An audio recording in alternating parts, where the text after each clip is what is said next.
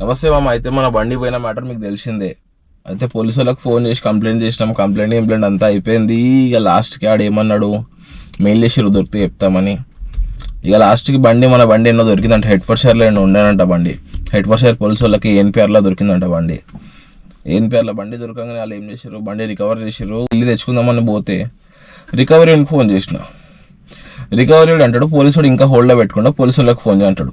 Police వాళ్ళకి phone చేస్తే నేను ఆల్రెడీ మేము మెయిల్ పెట్టినాం బండి రిలీజ్ చేయమని, నువ్వు రికవరీని కాల్ చేయంటారు. అటంటి ఇటంటారు.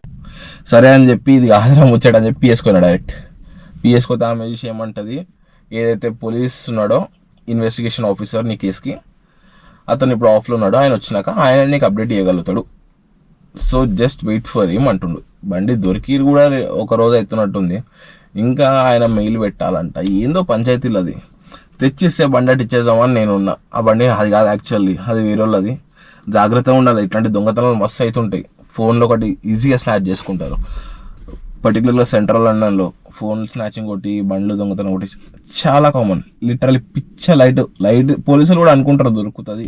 వాళ్ళు ఏం చేస్తారు, తీసుకోబోతారు, వాడతారు, వదిలేస్తారు. వాడినంతసేపు వాడతారు, బండిని పడిసి వెళ్ళిపోతారు. ఎన్నో దగ్గర యూజువల్ అన్ని ఇంత అవుతుంటాడా. ఇక మన సేఫ్టీలో మనం ఉండాలి. మనం కొంచెం రెక్లెస్ ఉండే, బండికి లాక్ పెట్టకుండా, డిస్క్ లాక్ అవి ఏం పెట్టకుండా వదిలేసిన అన్ని వాడు తీసుకుపోతాడని. అట్లా అయింది అది. లెట్స్ స్టే ఇన్ టచ్ మామా.